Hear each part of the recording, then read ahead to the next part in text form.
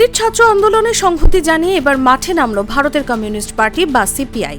সোমবার পশ্চিমবঙ্গের উত্তর 24 পরগনার বেলঘরিয়ায় সিপিআই এর পক্ষ থেকে এক প্রতিবাদ মিছিল বের হয়।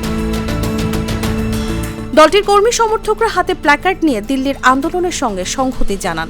সেই মিছিল থেকে মোদি বিরোধী স্লোগানও দেয়া হয়।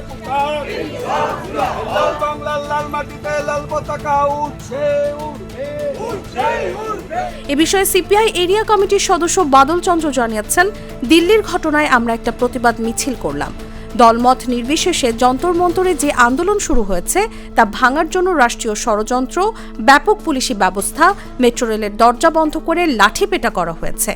গায়ের জোরে অনশনরত সোনাম ওয়াংচুকে তুলে নিয়ে গিয়েছে।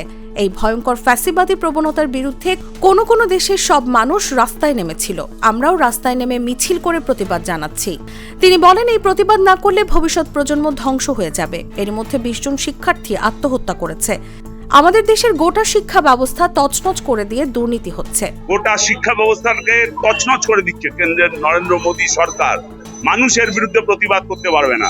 যদি লাদাখে কেউ প্রতিবাদ করে সে হবে চীনের দালাল, পাঞ্জাবে কেউ প্রতিবাদ করলে সে হবে খালিস্তানি, পশ্চিমবাংলায় প্রতিবাদ করলে সে হবে বাংলাদেশি, গোটা দেশের মানুষ বিজেপির বিরুদ্ধে কথা বললে সে হবে পাকিস্তানি।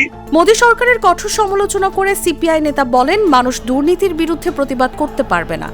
একমাত্র চোরগুলো সমর্থন করলে তিনি ভাবেন ভারতীয়, কিন্তু যারা প্রকৃত ভারতীয় তারাই দেশ জুড়ে দুর্নীতির বিরুদ্ধে রাস্তায় নেমেছে।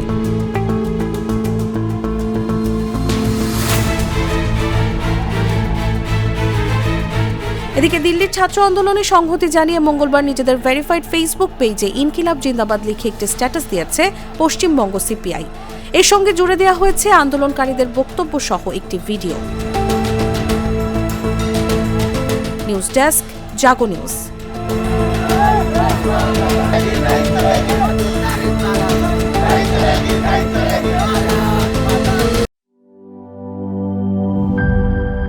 একমাত্র আরএফএল ক্লাস পাইপ নিশ্চিত করে প্রতি ইঞ্চিতে সঠিক থিকনেস ও সঠিক মাপ। পাইপের বস, না কিনলে লস।